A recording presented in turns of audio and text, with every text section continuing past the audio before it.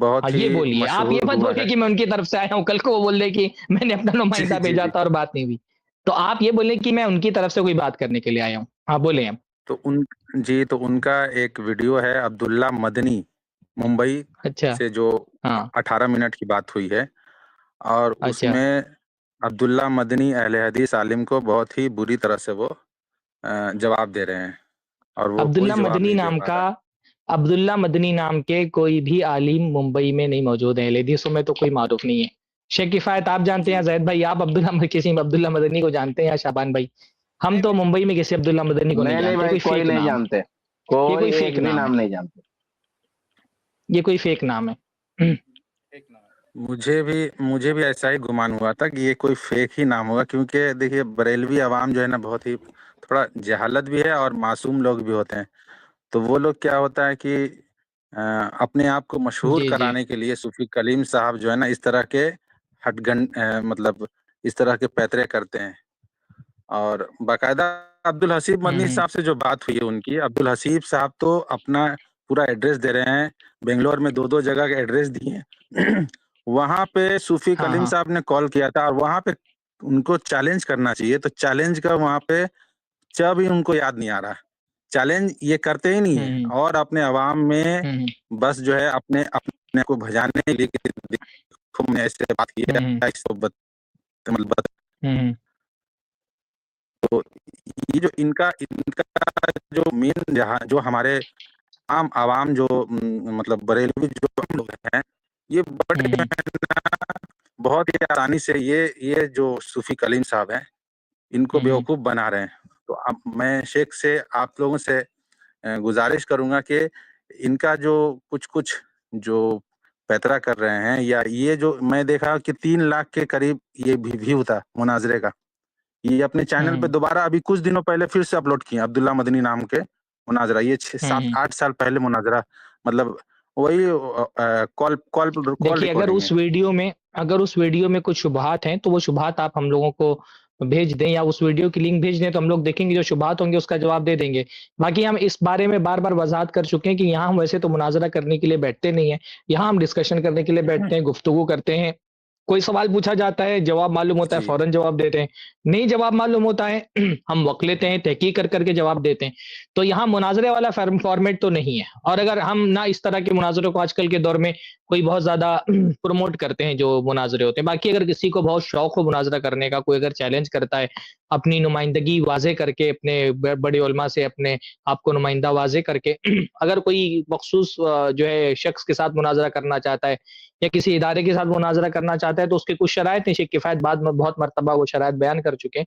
رہا معاملہ اس طرح کے ویڈیوز کا، تو ایسے ویڈیوز تو دونوں طرف سے آپ کو مل جائیں گے. ایسے تو شیعہ بھی بہت ساری ویڈیوز ڈال کر کے رکھتے ہیں کہ انہوں نے سنیوں کو دھول چڑھا دی. ایسے تو بہت سارے غیر مسلم بہت سارے ویڈیو ڈال کر کے رکھتے ہیں کہ انہوں نے مسلمانوں کو ڈیبیٹ میں شکست دے دی. تو ایسی ویڈیو کی کوئی حیثیت نہیں ہوتی ہے.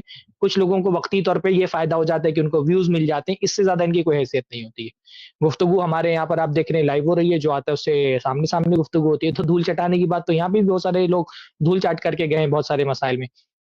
پر یہ کوئی جو ہے نا، وہ میرے خیال سے اس طرح کی فیک ویڈیو ہے. عبداللہ مدنی نام کا کوئی بندہ ہماری علم کی حد تک کہ تو ممبئی میں موجود نہیں ہے. یہ کسی اپنے ہی بندے کو اپنا نام دے کر کے بات کرتے ہیں، اور اس کے بعد یہ دکھا دیتے ہیں دیکھو اہل حدیثوں کو ہم نے ہرا دیا. تو اس کی کوئی ہاں ہاں، حیثیت نہیں ہے. آپ اس ویڈیو کا لنک ہم کو بھیج دیں. اگر کوئی ایسا اعتراض ہوگا جو ہم کو لگ رہا ہوگا کہ ہم نے اس کا جواب نہیں دیا، یا آپ کو کوئی اعتراض پتا ہوگا تو آپ اعتراض بتا دیجیے گا، تو انشاءاللہ تعالی اس نہیں کا جواب الحمدللہ، اسکرین میں وہ دے تو دیا جائے گا. وہ ہاں اچھا، میں ایک مطلب اس میں جو بولا گیا ہے کہ سورہ فاتحہ جو ہے، سورہ فاتحہ نماز میں پڑھنا ضروری ہے، اس حوالے سے وہ بات ہو رہی تھی. اور اس میں وہ قرآن کی آیت پیش کرتے ہیں کہ جب قرآن پڑھا جائے تو خاموشی اختیار کرو. تو یہ کفار اس وقت شور و گل کرتے تھے، اس بات کو وہ رد کرتے ہیں اور کہتے ہیں کہ نہیں، یہ نماز کے لیے خاص طور سے نازل ہوئی تھی. یہ وہ بات کلیم صوفی صاحب جو ہے وہ اس میں پیش کر رہے تھے. اور وہ جو عبداللہ مدنی نام کا جو بندہ تھا، وہ بندہ اس سے اطمینان بھی ہو جاتا، بولا ہاں صحیح کہہ رہا، آپ نے جواب دے دیا. دیکھیے، اس اعتراض کا تو اس سے پہلے کئی مرتبہ جواب دیا جا چکا ہے. الگ الگ طریقے سے جواب دیا جا چکا ہے. اصولوں کی روشنی میں جواب دیا جا چکا ہے کہ اولن تو وہ آیتیں، اس آیت کے سیاق میں یہ بات واضح ہے کہ وہ نماز کے بارے میں نہیں نازل ہوئی ہے. وہ جو کفار شور شرابہ کرتے تھے اس کے بارے میں نازل ہوئے. سیاق سے بھی یہ بات واضح ہے. اور اگر مان بھی لیں کہ وہ نماز کے بارے میں نازل ہوئی ہیں تو جب ہم آپ گفتگو کریں گے تو جیسے ہم آپ سے سورہ فاتحہ پر گفتگو کرتے ہیں تو آپ ہم سے یہ کہتے ہیں کہ بھائی باقاعدہ دکھاؤ کہ اس کے اندر جہری کہاں ہے, اس کے اندر مقتدی کہاں ہے, نماز کہاں ہے, ایک ایک دلیل آپ طلب کرتے ہیں. اور جب آپ کی دلیل دینے کی بات آتی ہے تو آپ ایک ایسی نص پیش کر رہے ہیں جس میں نماز تک کا ذکر نہیں موجود ہے. ابھی کل شیخ کفایت نے بھی یہ بات کہی تھی کہ جب آپ کا دلیل دینے کا ٹائم آتا ہے تو آپ یہ بھی نہیں دکھا پاتے کہ آپ نے جو دلیل دی ہے اس میں نماز کا بھی کہیں پر ذکر موجود ہو. اور باقی خود آپ کا یہ صحیح اصول اگر مان بھی لے کے لیے نماز کے لیے نازل ہوئی ہے تو بھی اللہ, اگر قرآن کا کوئی عموم ہے تو اللہ کے نبی صلی اللہ علیہ وسلم کی سنت سے اس عموم کو استثناء دیا جا سکتا ہے. تو اللہ کے نبی صلی اللہ علیہ وسلم کی حدیث سے وہ مستثنیٰ ہے. یہ بھی بہت واضح سمجھ میں آنے والی بات ہے. اور خود احناف کے آپ دیکھیں کہ کتنی مرتبہ ایسا ہوتا ہے فجر کی نماز پڑھی جا رہی ہوتی ہے, پیچھے بیٹھ کے پیچھے سنت پڑھ رہے ہوتے ہیں. تو فجر میں اگر امام سورہ فاتحہ پڑھ رہا ہے تو پیچھے کیسے سنت پڑھ رہے ہیں وہ؟ تب تو ان کو خاموش رہنا چاہیے نا. تو خود ان کے جی اصول کو ان کے مسلک سے ٹکراتے ہیں. تو اس کے تو بہت مرتبہ جوابات دیے جا چکے ہیں الحمدللہ, اور یہ کوئی ایسا اعتراض ہے ہی نہیں جو اسٹینڈ کرتا ہو اس مسئلے میں. اور شیخ کوئی اگر ایک بریلوی سے بات ہو رہی تھی, اگر وہ بندہ یہ بات کہہ رہا ہے کہ دیکھیں میں تو عالم نہیں ہوں, میں بہت بڑا جانکار نہیں ہوں, مجھے آپ قرآن و حدیث بھی پیش کر رہے ہیں تو قرآن و حدیث وغیرہ میں تو دونوں طرف دلائل موجود ہیں, اس لیے میں قرآن و حدیث نہیں دیکھوں گا, میں بس اپنے امام کی بات کو ماننے کا مکلف ہوں, میں صرف ان کی بات کو سنوں گا. تو اس کے اوپر اللہ تھوڑا سا تعالیٰ جواب نے دے تو دیں اس بس. کو امام کی بات ماننے کا مکلف نہیں بنایا ہے. اللہ تعالیٰ نے اس کو قرآن و حدیث جاننے کا مکلف بنایا ہے. انسان کو اپنے حد تک کی تحقیق کرنا چاہیے. رسول اللہ نے فرمایا سلو کما رأیتمونی اصلی. اللہ کے نبی صلی اللہ علیہ وسلم نے فرمایا نماز ویسے پڑھو جیسے مجھ کو پڑھتا ہوا دیکھا ہے. تو اللہ تعالیٰ نے تو اس کو امام کا پابند نہیں بنایا ہے, اس کو رسول اللہ کی پابندی کا حکم دیا ہے. تو نماز پڑھتے ہوئے جتنی اس کی علمی حیثیت ہے اتنی علمی حیثیت میں اس کو تحقیق کرنی چاہیے.